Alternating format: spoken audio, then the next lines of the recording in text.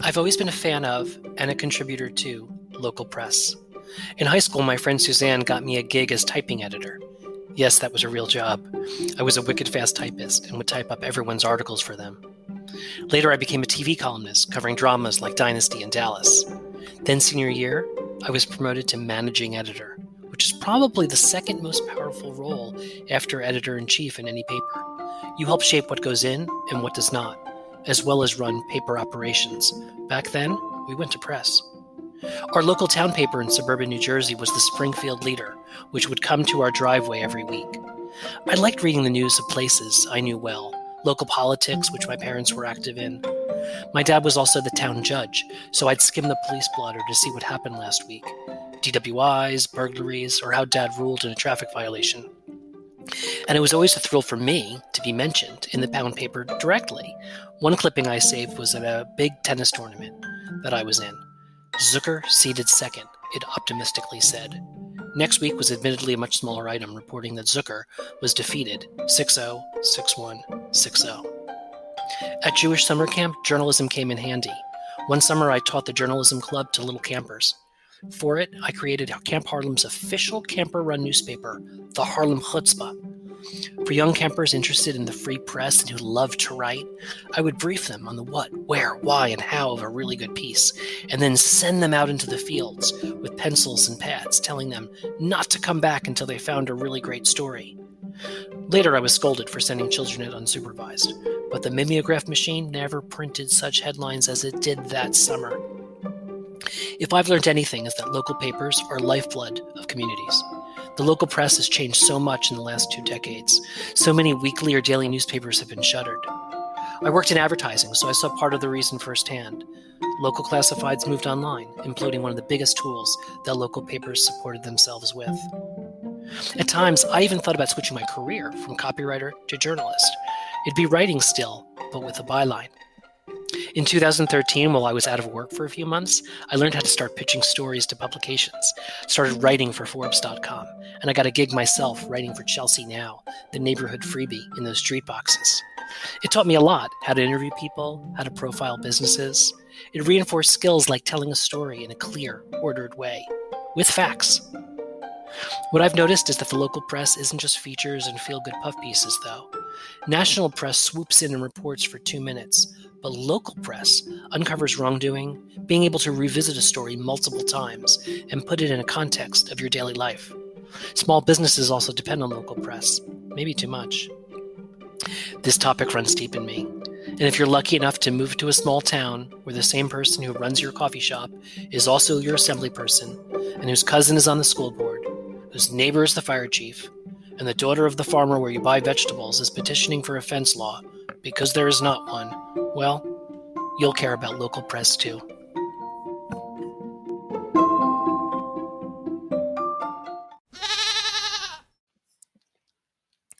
I'm Matt Zucker, and this is Cidiot, learning to live and love life in the Hudson Valley.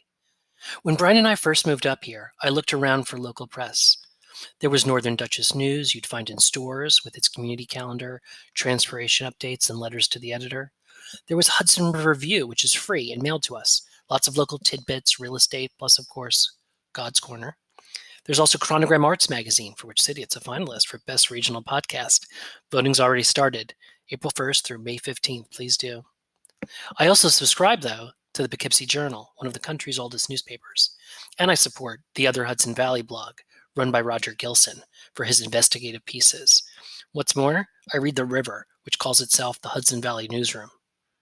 The site I found most recently, however, is IMBY, In My Backyard, founded by Enid Futterman and John Isaacs. I spoke to Enid and John and talked to them about their experience moving up here, long before I did, and how they started a business. I think you'll be inspired by what they built, and their wisdom on local press and its role in our communities. John also introduced me to the idea of a Britiot, a British Cidiot. Ready to meet John and Enid? I think you'll like them. Do you remember the transition when I talk to a lot of people that are thinking of moving up here from the city, and I always encourage it, there's always that kind of fear of that first year and what the transition's like. Do you remember what it was like for you?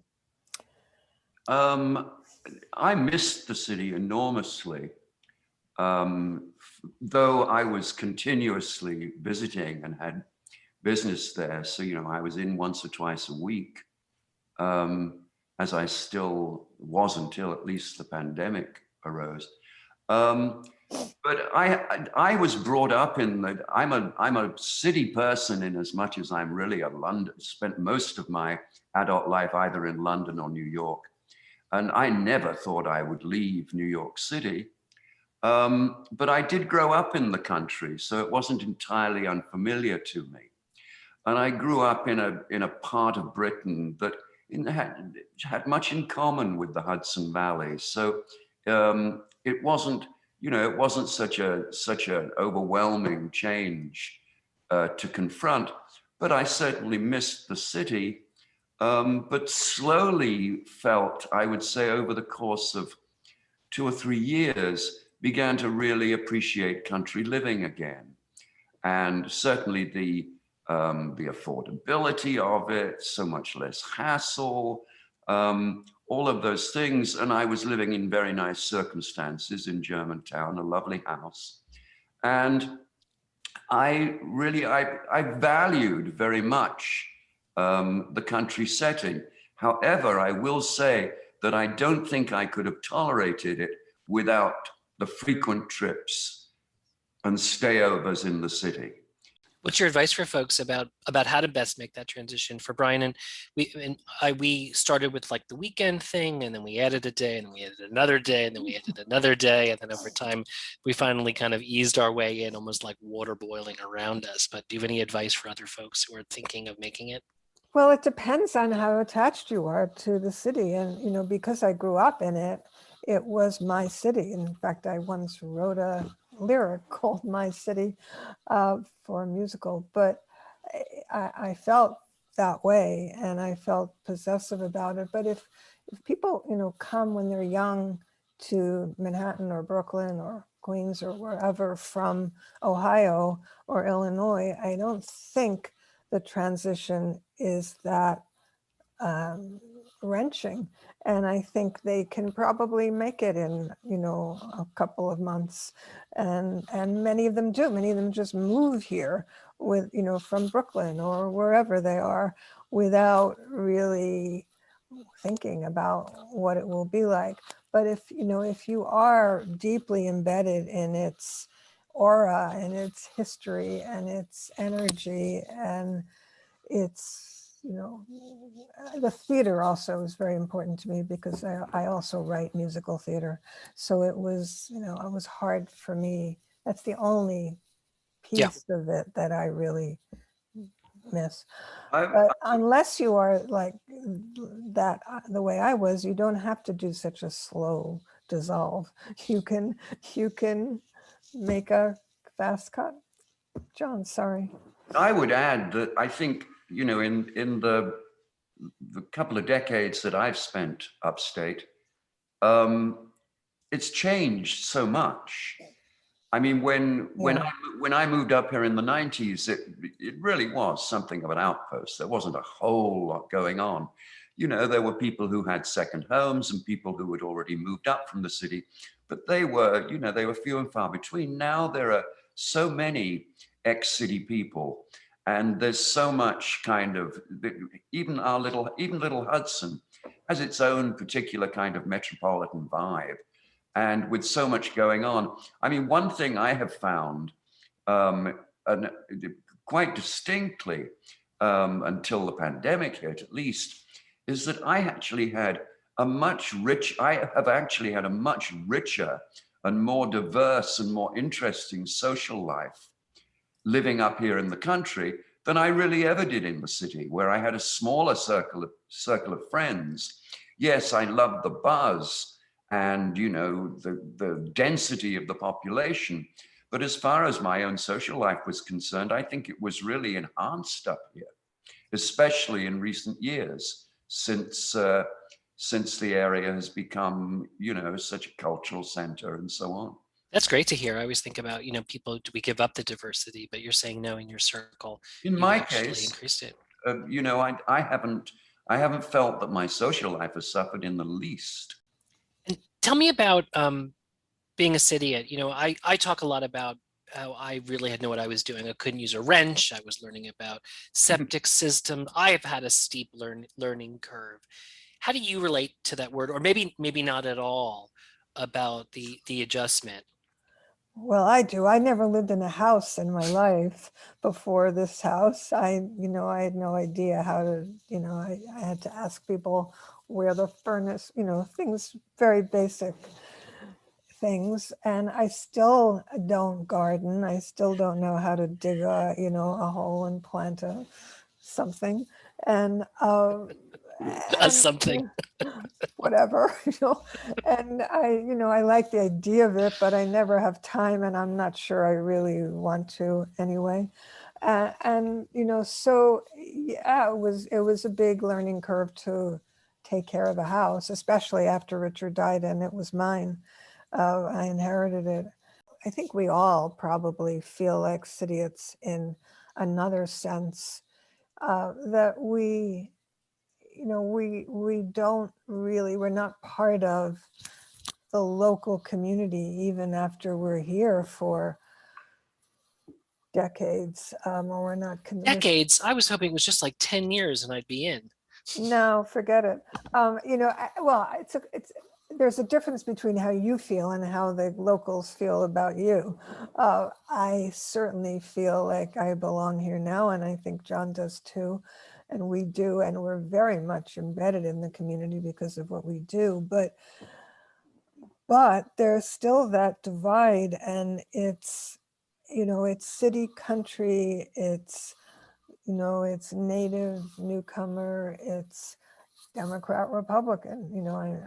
I did it the wrong way around, but there really is a very, there are some people who overlap. There are some people who grew up here who are really embrace both communities, or know, or are welcome in and comfortable in both communities. But it's not easy, and it's not, it's hard to talk about the things, that the way we envision the future here for people, but also for the landscape, for farming, for there's so much that you come here with attitudes that are, I think, good and conscious and important, but we have to be careful not to assume that we're in charge. Or at Right. the same time, we also have to not assume that we're not entitled to express ourselves and to Right. affect change, good change, and try to prevent negative change.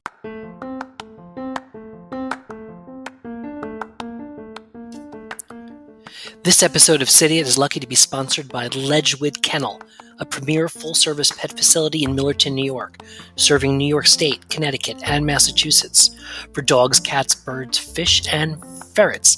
Ledgewood offers boarding, grooming, doggy daycare, and training, and get this, a pool for dogs.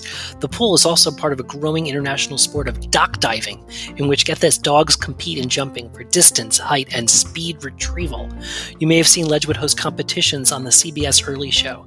I need to watch videos of dogs dock diving. Plus, with competitive rates, early access to the city, Ledgewood Kennel sits on a large working farm with open land and beautiful views. Planning your first trips post-pandemic? Doing a getaway and can't bring the dog or cat? Visit ledgewoodkennel.com and tell them Cidiot sent you. Now back to the episode.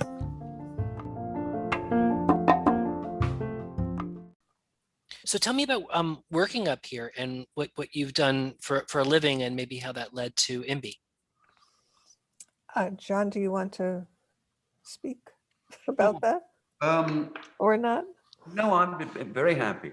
I have had my own independent profession and business for many, many years, which I began in Manhattan, which is a design and publishing business. And my clients are mostly in the art world. I design art books and art catalogs, and have done branding programs for many different kinds of businesses and organizations, some large, some small, some local, some larger. And I've kept that going ever since I moved up here. But I've also had an ongoing interest in journalism. During the time, the years that I first moved up here in the 1990s, I was involved in launching a rather ambitious quarterly about spiritual ideas and social ideas and so on, in conjunction with an organization in the city, and learned through that process, even though I have no training particularly as a journalist, I learned the tricks of the trade about hiring writers and so on, and how to produce a beautiful looking magazine. And that enterprise continued for 7 or 8 years and then folded. And I think that was what gave me an appetite for continuing my interest in magazine publishing. And Enid and I, who were together by that time, came up with the idea of publishing a local quarterly, which would focus, when we had the idea, it was really specifically on our little town of Claverack, where we had begun to get involved in political issues and community issues and so on. And it seemed like there was a need for a publication that would bring the community together, particularly in respect of the kind of the two sides, the newcomers and the people who were brought up here and have lived up here all their lives. And so we started publishing this, as a kind of side operation. It was called Our Town. And we continued publishing it more or less quarterly. Through that process, we hired, the best writers around and so on, and tried to make a publication that was really original and interesting, and not the usual kind of ad rack that local publications tend to be. It was also beautiful. John designed it very beautifully. It was very large, How did you distribute it? Where did you sell it? We didn't sell it. We gave it away. Sell it. We first, in the beginning, we mailed it to every household in Claverack. Then we expanded it to its focus to include step by step the different communities of Columbia County.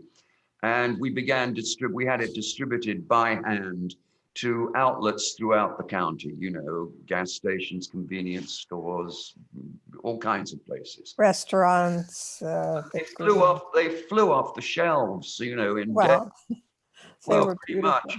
And it was much, much loved, and it got better and better and thicker. And it was supported by advertising, more or less, which just about covered its expenses. Nothing for us. It was a labor of love for us, but the printing expenses were covered and so on. But it eventually became too much more than we wanted to commit to. And we wanted to do something, having created a successful print newspaper. By this time, the internet was totally taking off. We're talking about early 2011 or something. We say, well, why not? Let's put it online rather than have to cover the printing expenses.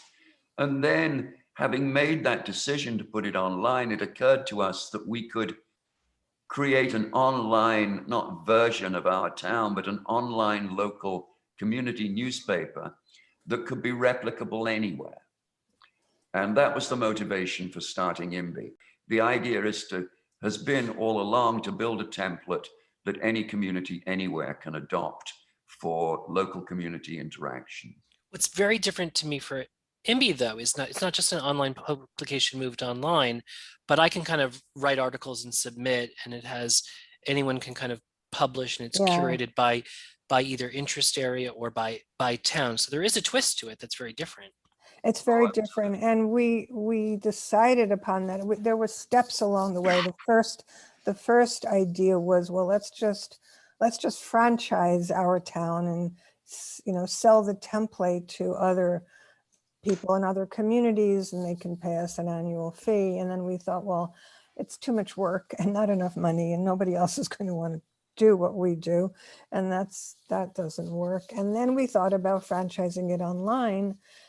And then we thought there was a point at which I think actually a friend suggested it and said, well, why don't you just, I don't remember what words he used, but he said, why don't you don't have to hire writers, just let everybody write it. And it was a kind of eureka moment.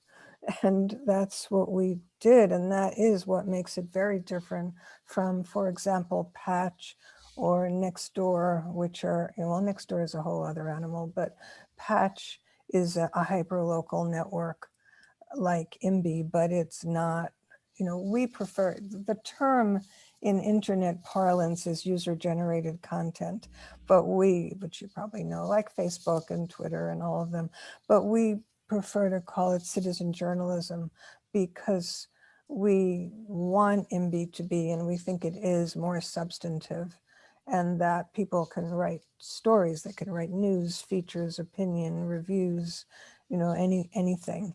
And more they do. It takes some time. People still send me things and say, can I publish this as a letter to the editor, or can you post this for me, or would you write a story? They don't quite get it, and that there's a period of education in each community that has to take place before they understand that it's really about the community creating its own digital newspaper. You've seen a lot of changes since you've been up here. What do you predict about where our area of the Hudson Valley, Dutchess and Columbia, what will it look like in a couple of years? Well, Columbia remarkably has, maintained its rural atmosphere. Dutchess, though there are parts of Dutchess that are not dissimilar from Columbia County. It's at an entirely different level of development. And as you go north, it becomes so as well, even in the far reach, the northern reaches of Columbia County, like Kinderhook, the population density. But there's this, broad swath of, Taconic and Ancram and Germantown and so on. That's really the last truly rural area between New York City and the Capital District. Mm. Whether it'll get developed, I have no idea. I don't know what strengths there are on. Other than a rising consciousness about the need to preserve rural communities, we'll have to see what laws and regulations are put into place to protect it. You've got wonderful organizations like the Columbia Land Conservancy who go to tremendous lengths to argue the need. But given that it's the only really rural community, but it's under threat right now. Yeah, it's in a really big way, and it's not just from ordinary development. It's actually, I think of it as under threat from Albany, from Cuomo in particular. He has an agenda which on the surface looks very good. It's about transitioning to renewable energy in a certain period of time. And it sounds great, but it ignores certain facts about life in upstate New York. And there are two very big projects that are being pushed, fast-tracked right now, especially this. Well, it affects Dutchess as well. It's the transmission line project that is supposedly going to streamline their power lines, but it's tripling the voltage that each power line will, there are fewer power lines, but each one is going to have triple the voltage and be 10 feet taller, so they'll be over the tree line. And, there were, you probably weren't here when this started, but I think around 2014, this began, and there was a lot of opposition. Yeah, I And read about it. I remember seeing the signs. yeah. And now they're just bulldozing it through, and it's very disturbing. Can I add that the power of community action up here is very potent. You weren't here, Matt, when the cement plant issue arose. Do you know what I'm referring to? Yes, I did hear about this. Yeah. Yes, I was here. It was a huge threat to Hudson and its environs. And it really brought the community together in opposition to it in a quite remarkable way. I mean, it was seminal, not only in Columbia County or in the Hudson Valley, but at a national level. It was an extraordinary movement that involved a huge number of people. And really, that movement was a catalyst for all kinds of environmental and community action.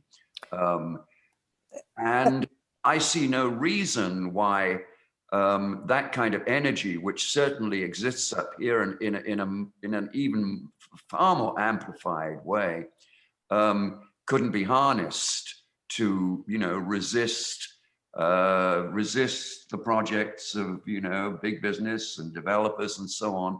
So, I'm fairly sanguine about it. I think that the resources are here to protect the landscape, the rural way of life. And I'm pretty optimistic, but you never know. Well, I'm not as optimistic as you are. Who's going to be in power or what their interests are. But this is a central reason. These kind of issues are a central reason for having a really lively local press.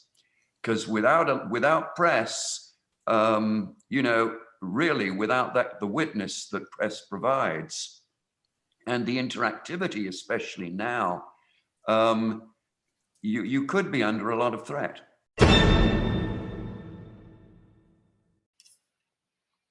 Talking to Enid and John, I learned more about these topics, including how some of the solar projects I revere are to provide energy downstate versus in the area. Doesn't make it a bad thing, but the lack of education about how the state works and what's being discussed really highlights for me the need of a strong local press. As John said, to bear witness.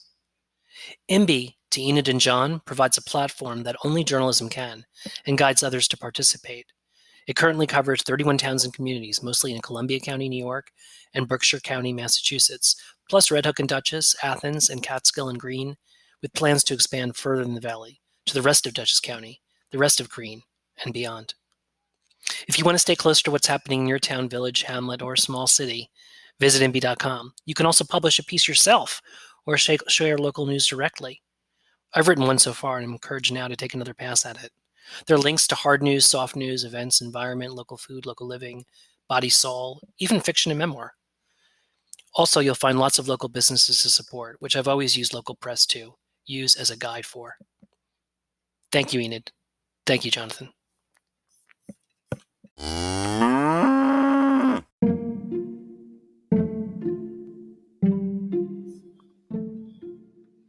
Thanks for listening to Cidiot. I hope you'll support local press like MB. You can find it at mb.com and browse the news and create a free account. Thank you also to our sponsor, Ledgewood Kennel in Millerton, New York. If you're looking where to host your fur babies for a trip or looking for daycare or grooming, try Ledgewood. Tell them Cidiot sent you. Be sure to subscribe to Cidiot wherever you listen to podcasts, and please, please vote for us at Chronogram for Best Regional Podcast. Get vaccinated and come visit.